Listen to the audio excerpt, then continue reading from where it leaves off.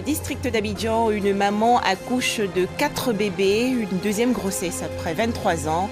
Elle est prise en charge par le ministère de la Solidarité, de la Femme et de la Protection de l'Enfant. Enfin, 20 mars 2003, lancement d'une opération militaire américaine en Irak. Objectif, lutter contre l'organisation terroriste Al-Qaïda et instaurer la démocratie dans le pays. Bienvenue, madame, monsieur, bonsoir. 4 bébés nés d'un seul accouchement. Cette extraordinaire naissance a eu lieu hier dans un hôpital privé du district d'Abidjan. Fanta Diallo, déjà mère d'une fille en 1995, a eu 4 garçonnets. Ils sont pris en charge par le ministère de la Solidarité, de la Femme et de la Protection de l'Enfant. Enfin, le point avec nous Sangaré et Doigt de Laser. Le bonheur est à son comble dans la clinique. 4 bébés, des garçons. Après 23 ans d'infertilité, Fanta renoue avec la joie de l'enfantement. Et le plus heureux est son mari. J'ai une fille qui a 23 ans.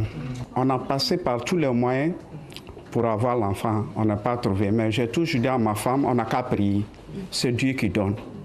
Dieu merci. Un jour, elle a eu parlé comme ça, on est parti à l'hôpital. Le docteur a dit qu'elle est enceinte. Vraiment, on était dépassés. Dieu merci. J'encourage mes frères qui n'ont pas d'enfants encore. Ils n'ont qu'à prendre la patience. Dieu va les donner aussi. La naissance de ces quadruplés a été possible grâce à la prise en charge médicale du gouvernement à travers le ministère de la Solidarité, de la Femme et de la Protection de l'Enfant. Une prise en charge évaluée à plus de 16 millions de francs CFA. Heureuse du bon déroulement de l'accouchement, la ministre Mariatou Kone s'est rendue à l'hôpital avec les bras chargés de cadeaux.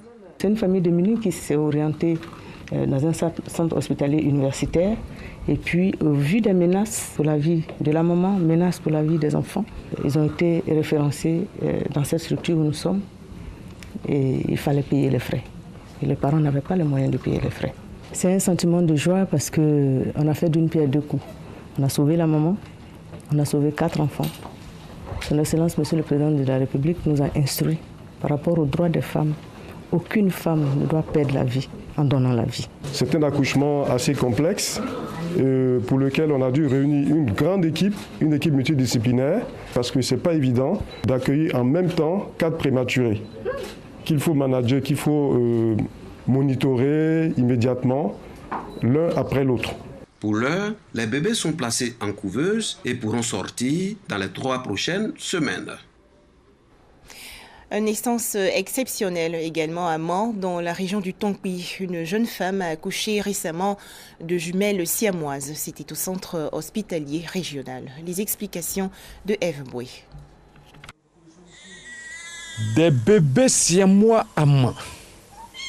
C'est la première fois que le CHR, le centre hospitalier régional de Mans, enregistre ce type de naissance. 2 sœurs jumelles siamoises sont nées ce lundi 19 mars en fin d'après-midi. Pesant 5 kg 100, elles partagent l'abdomen. Elles ont 3 jambes, un fait d'une extrême rareté. C'est des grossesses jumellaires monocoquiales, monoamniotiques. C'est-à-dire que les enfants naissent et appartiennent à une seule poche.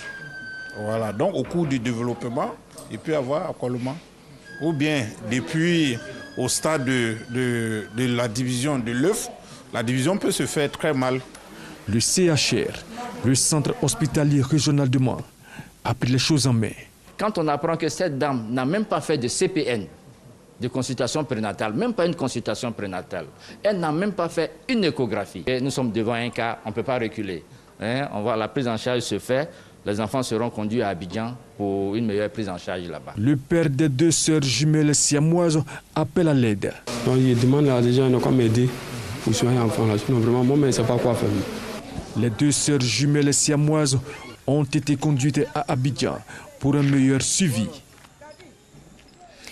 Le Niger interdit à ses ministres et députés de se faire soigner à l'étranger, sauf absolue nécessité. Cette mesure a été annoncée récemment à la télévision publique par le ministre de la Santé, Idi Iliassou. Il s'agit de réduire de manière significative les coûts de santé du gouvernement et parlement nigérien.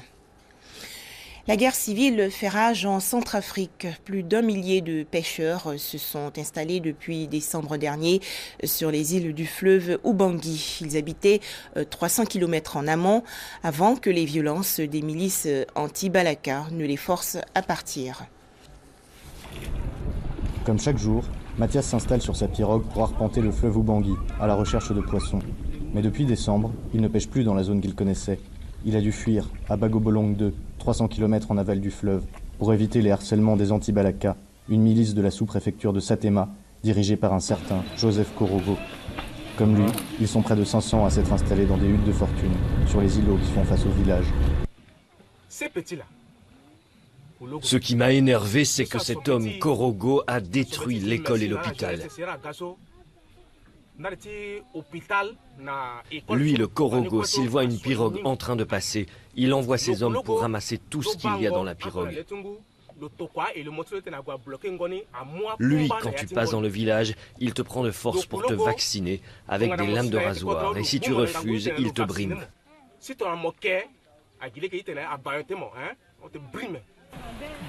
Vaccination, un terme qui désigne une cérémonie faite de scarification au rasoir et d'inhalation de chanvre, censé rendre le sujet imperméable aux balles.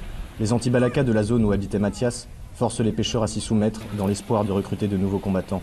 Cet homme en porte toujours les stigmates. Enlevé sur sa pirogue, il a été ligoté, vacciné pendant 3 heures, racketté et tabassé, avant de s'enfuir. François Kokayeke est le chef du village de Bagobolong 2. Avec son association de pêcheurs, il tente de l'aider, lui et les autres. Il leur a distribué des filets de pêche inutilisés. Mais la cohabitation n'est pas toujours facile. La pêche est devenue moins bonne à cause de l'inflation du nombre de pêcheurs. Comme les pêcheurs n'arrivent pas à avoir de gros poissons, ils ramassent les petits poissons, ce qui diminue les réserves. Pour continuer de gagner sa vie, malgré l'épuisement des réserves de poissons, Mathias n'a qu'un recours, lancer son filet, encore et encore, en attendant de pouvoir rentrer chez lui. En France, les ennuis judiciaires de Nicolas Sarkozy, l'ex-président français, a été placé en garde à vue aujourd'hui dans le cadre de l'affaire du financement libyen de sa campagne présidentielle de 2007. Restons en France pour découvrir une maison de retraite pour handicapés mentaux. L'établissement Lou Sigalou est situé dans le sud-est du pays. Nouria souffre depuis toujours d'un retard mental. Depuis janvier, elle compte parmi les plus jeunes pensionnaires de cette maison de retraite des Alpes de Haute-Provence. Lou Sigalou compte parmi les rares établissements d'hébergement pour personnes âgées dépendantes, les fameux EHPAD, à accueillir aussi des personnes atteintes de troubles mentaux. Malgré la différence d'âge avec les autres résidents, la cohabitation fonctionne parfaitement. On chante avec eux, on fait de la gym. Oh, c'est formidable quand on chante. Et ils chantent avec nous, les chansons qu'ils connaissent de leur vieux temps. Parce qu'avant de venir ici, j'étais à la Ciotat. Oh, c'était dur. Hein. Les portes étaient enfermées à la clé, on ne pouvait pas sortir. Comme là, c'est ouvert. Et là-bas, la Ciotat, c'était fermé. Nouria fabriquait auparavant des fromages dans un centre d'aide par le travail. C'est beau ce qu'elle a fait. Jusqu'à ce que travailler lui devienne impossible. Pour cette infirmière, peu de personnes s'intéressent au sort des handicapés lorsqu'ils perdent leurs parents et vieillissent à leur tour. Des fois, on les mettait dans un coin du CAT en disant bon, on ne sait pas ce qu'on va en faire. Mais on ne veut pas non plus les mettre. Il n'y a pas d'autre place. Donc comment on fait? Alors, quelquefois, c'est vrai qu'il y en a quelques-uns qui partaient aussi en hôpital psychiatrique aussi. Donc, ce qui n'était pas non plus leur lieu, quoi, en fait. Ils vieillissent plus rapidement et donc forcément, ils ne pouvaient pas attendre l'âge de la retraite pour pouvoir aller en maison de retraite, en fait. Cette maison de retraite est la seule de la région PACA à accueillir des personnes handicapées. Pourtant, pas de liste d'attente interminable. Seuls 8 lits sur 10 sont occupés. L'idée fait son chemin, mais le dispositif reste méconnu. Jusqu'à il y a encore assez peu de temps, il y avait assez peu de personnes handicapées qui vieillissaient autant. Mais elles bénéficient comme tout le monde des progrès de la science et de la médecine. Donc aujourd'hui, il y en a davantage et le besoin se fait sentir de libérer des places dans les structures où elles sont accueillies jusqu'alors. Et c'est ce besoin qui fait qu'on commence à se poser la question de savoir où les orienter et que l'on mesure qu'il y a assez peu de débouchés aujourd'hui. Le développement de ce type de structure risque d'être difficile dans un contexte de crise. Cette semaine encore, les personnels des EHPAD manifestaient pour dénoncer le manque d'effectifs et réclamer des moyens supplémentaires.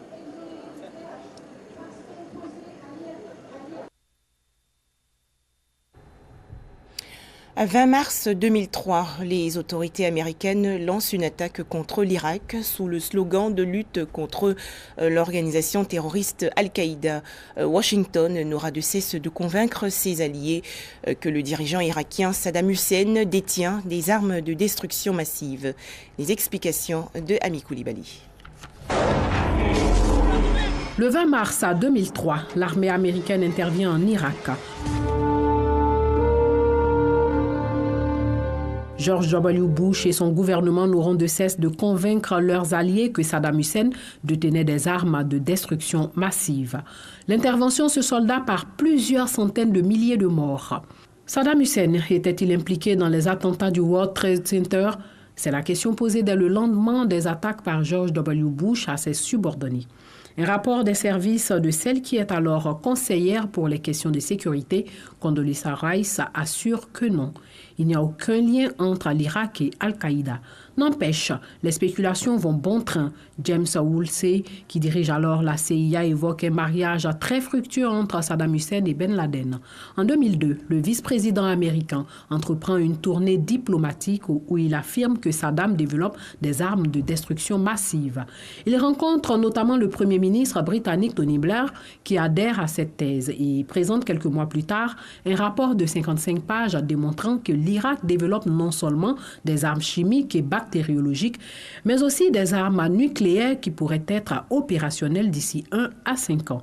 Devant le Conseil de sécurité de l'ONU, des inspecteurs de l'ONU indiquent pourtant n'avoir trouvé aucune preuve de ces allégations. La France de Jacques Chirac appelle à la prudence. Le 5 février 2003, Colin Powell, alors secrétaire d'État, tente de convaincre le Conseil de sécurité des Nations de la légitimité d'une intervention militaire. Il s'appuie sur des photos satellitaires, des écoutes téléphoniques et agite une fiole supposée contenir de l'anthrax. Il explique que chacune des déclarations qu'il fait aujourd'hui s'appuie sur des sources solides. Le 20 mars 2003, malgré l'hostilité de la France, de la Russie et de la Chine, Washington décide de lancer l'opération Irak Freedom sans l'aval du Conseil de sécurité. Une guerre éclair qui aboutit en quelques jours à la chute du régime de Saddam Hussein, mais plongera durablement l'Irak dans le chaos. Le 13 décembre 2003, Saddam Hussein est débusqué dans sa cachette près de Tikrit. Il sera exécuté par pendaison 1 an plus tard. Pourtant, aucune arme de destruction massive n'a été retrouvée en Irak. Alors, qui a menti? La CIA a plaidé coupable. Les informations collectées n'étaient pas solides. Les analyses bâclées et les conclusions fondées sur des hypothèses erronées. Le résultat, affirme un rapport officiel d'enquête publié en 2005, a été l'une des faillites du renseignement les plus préjudiciables de l'histoire américaine. Mais la communauté du renseignement n'est pas seule en cause. En février 2011, un certain Rafid Ahmed Alwan Al-Janabi révèle dans une interview dans un quotidien britannique qu'il est à l'origine de cette vaste intox. Proche des services secrets américains, Curveball, c'est son nom de code, affirme avoir tout inventé pour convaincre les États-Unis de renverser Saddam Hussein. Colin Powell sort de sa réserve et demande que la CIA et le Pentagone lui expliquent pourquoi il lui avait transmis des informations erronées. Mais pourquoi donc l'Amérique de George W. Bush a-t-elle envahi l'Irak? Dans son livre « Le temps des turbulences », paru en 2007, Alan Greenspan, qui dirigea la réserve fédérale de 1987 à 2006, n'a pas hésité à dire tout haut ce que tout le monde sait.